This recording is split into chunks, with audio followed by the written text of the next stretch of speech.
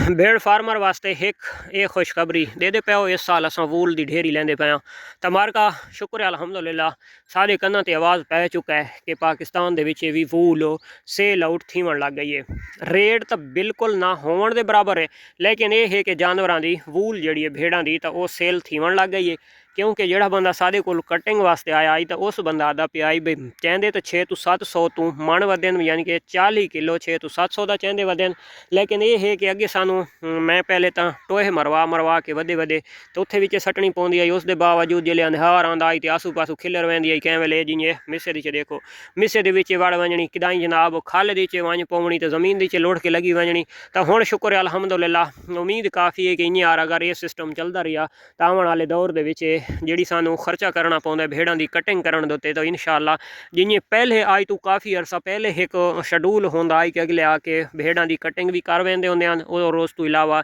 पैसे भी हथू देंदे हन ते वूल चा खड़ेंदे होंदे हन। ठीक है, तो चलो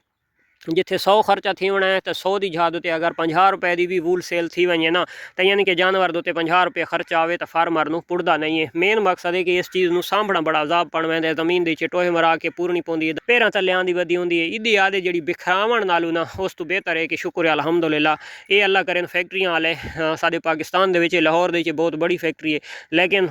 साडे मुसले भी हैं तो अल्लाह माफ़ करे ऐसे भाई इस मिट्टी गंद कुजा रला के वेचण शुरू थी वेंदे ते अंग्रेज़ां दी बनाई जड़ियाँ मशीनरियां हैं वो सारी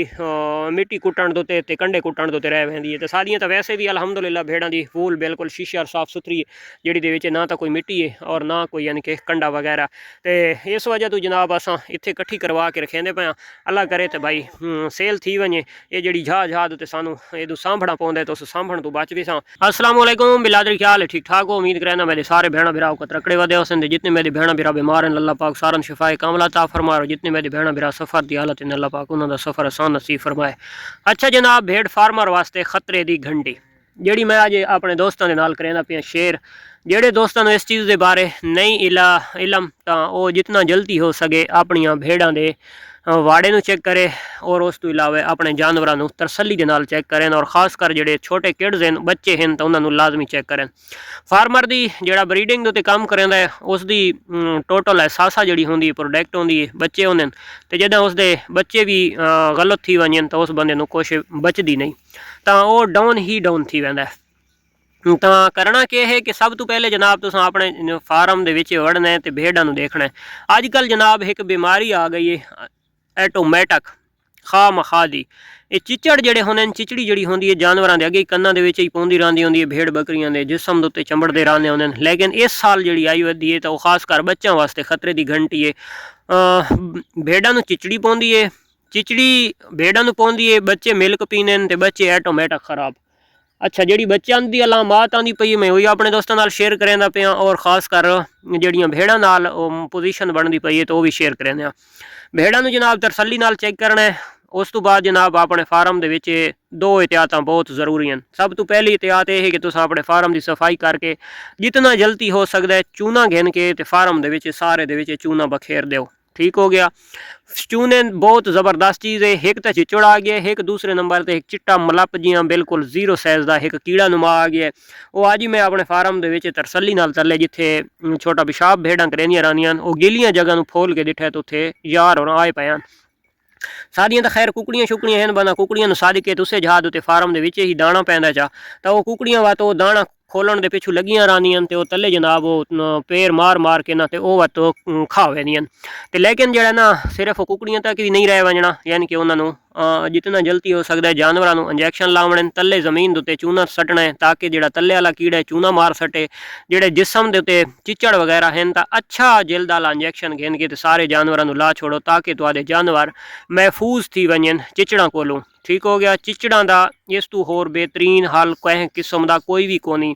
जमीन उत्ते चूना निकलना ही ना जमीन के विचों मिट्टी के विचों पैदा थी के बाहर आते हैं। हल के ये जल्दी ना आवना नहीं चाहिए। सावण बदरू इन्हों यानी कि गर्मियों की ओवरऑल चिचड़ वधा तो रहा हल्का फुल्का, लेकिन सावण बदरू के बहुत ज़्यादा खतरा महसूस थी चिचड़ की वजह तो। लेकिन अचानक इस साल एडवांस ये बीमारी ये मुसीबत साडे वास्ते नाजिल थी गई है। 2 ਤੋਂ 4 ਫਾਰਮਾਰਾਂ ਦੀ ਕਾਲਾਂ ਵੀ ਮੈਦੇ ਦੀਆਂ ਹੋ ਚੁੱਕੀਆਂ ਨੇ ਲਾਲਾ ਇਹ ਮਸਲਾ ਬਣ ਗਿਆ ਤਾਂ ਜਿਹੜੇ ਬੱਚੇ ਹਨ ਤਾਂ ਉਹਨਾਂ ਨੂੰ ਥੀਂਦੇ ਪੈਣ ਬੁਖਾਰ ਤੇ ਉਹ ਜਿਹੜਾ ਬੁਖਾਰ ਹੈ ਉਸ ਨੂੰ ਆਖਦੇ ਨੇ ਚਿਚੜੀ ਦਾ ਬੁਖਾਰ ਜਿਹੜਾ ਚਿਚੜੀ ਦਾ ਬੁਖਾਰ ਹੈ ਅੱਲਾਹ ਦੀ ਜ਼ਾਤ ਅਮਾਨ ਦੇ ਵਿੱਚ ਚਿਚੜੀ ਦੇ ਬੁਖਾਰ ਛੋਟੀ ਮੋਟੀ ਜਾਂ ਆਮ ਮੈਡੀਸਨ ਦੇ ਨਾਲ ਬਿਲਕੁਲ ਵੰਜਣ ਦਾ ਨਾਂ ਨਹੀਂ ਗਿੰਦਾ ਉਹ ਉਸ ਟਾਈਮ ਵੈਂਦਾ ਜਿਸ ਟਾਈਮ ਜਾਨਵਰ ਦੀ ਬੱਚੇ ਦੀ किड्स दी जान निकल वजे उस तो पहले वो जान नहीं छुड़ेंदा पिया तकरीबन 2 तो 4 बन्ना दे छोटे किड्स तकरीबन 3 4 5 किड्स ज़ाया थी गए सिर्फ चिचड़ी दे बुखार तो नॉर्मल बुखार वाली सिरप पिला पिला कुण छोटे बच्चे नूं पिलावना तो सिरप ही है या नॉर्मल इंजैक्शन लावना ते लेकिन वो जो बुखार है तो बुखार बिल्कुल जान नहीं छुड़ेंदा पिया उन्होंने चिचड़ी का बुखार थी चिचड़ी का बुखार जो तो छोटे बच्चे की जान घिन के वत अपना दफा रफा हो वैंदा ठीक है। अच्छा जड़ियाँ भेड़ा हुण डिलीवर की वधियां जिन्होंने 10 तो 15 दिहाड़े थी गए उन्होंने वास्ते एहतियात यह कि 10-15 दिहाड़े तुहाडे जानवरां नूं 20 दिहाड़ा तक थी गए तो सब तो पहले तुसीं अपने जानवरां की डिवर्मिंग भी कर दिओ अंदरूनी और उस तो इलावा जिल दा जिहड़े टीके हैं तो वह भी अपने जानवरां नूं ला छोड़ो ताकि बच्चा पीवणे मिल्क ते बच्चा ग्रोथ करनी है माँ के मिल्क दे उत्ते ते माँ के मिल्क दे विच जिहड़े बीमारियां हो सन माँ दे बीमारियां हो सन तो बच्चों के ऐटोमैटिक कन्वर्ट थी वैसन ते उस दे बचाव वास्ते तुसां क्या करना है कि अपने उन्हां दी मावां नूं जेल की वैक्सीन भी कर छोड़ो और उन्होंने तो इलावा 10 तो 15 दिहाड़े 20 दिहाड़े थी गए महीना थी गया जिन्हें डिवर्मिंग नहीं की तो उन्होंने मावां की डिवर्मिंग भी कर छोड़ो ऐटोमैटिक तो छोटे किड्स जोड़े उसन तो उन्होंने डिवर्मिंग भी थी वैसी ठीक है। जोड़े छोटे किड्स हैं उन्होंने भाई अगर चिचड़ चमड़े वधे होवन तो उन्होंने क्या करना जोड़े जानवर के कंध उत्ते चिचड़ होवन तो भाई छोटी कैंची नाल कोशिश की करो उस चिचड़ नूं पट्टा ना करो पट्टण नाल उस जाद उत्ते हल्का जिहा जख्म बन वैंदा है कदां कदां ऐसा मसला बनता है कि वह जख्म खराब थी वैंदा है तो कैंची दे नाल उन्हां चिचड़ां नूं कुतर गिदा करो आदि जुनाब के उन्होंने कुतरेंदे आसो वो इन्हें समझ भाई मोए मोई हैं 2-3 दिहाड़े उन्होंने गिच्ची वाली याद आल चमड़ी रासी तो उस तो बाद वो भी ऐसा ऐसा ढह वैसी ये बेहतरीन और ज़बरदस्त फार्मूला होंदा है भेड़ या बकरी दे बच्चे नूं छोटे बच्चे नूं जिहड़ा महीने तो उत्ते होवे तो उसनूं तो तुसां अद्धी सीसी तक ला सकदे हो जिल्द दी जो अगर उस तो छोटा है तो उसनूं तुसां वैक्सीन नहीं करनी उन्होंने जिल्द का टीका नहीं लावना वो तुसां चिचड़ कुत्तर गिनने पटने भी नहीं ताकि जड़ा ना जख्म न थी वजे क्योंकि कंध नाजुक होंदे भेड़ के बच्चे दे भी और बकरी के बच्चे दे भी उन्होंने चिचड़ तुसां जनाब कैंची दे नाल कुत्तर गिनने उन्होंने मावां नूं तुसां जनाब 2 सीसी नहीं लावना 3 सीसी डोज लावनी जिहड़ा जानवर सेहत वाला जानवर है जिल्द दे विच 3 सीसी उन्होंने वैक्सीन कर छोड़े सो वो बच्चे वास्ते भी काफ़ी सारा फायदा है और उसकी माँ के जितने चिचड़ हो सन तो भी इंशाल्लाह ख़त्म थी वैसे ये है आज की जनाब वीडियो मिलते हैं इंशाल्लाह नेक्स्ट वीडियो तब तक दे सो इजाज़त अल्लाह हाफिज़।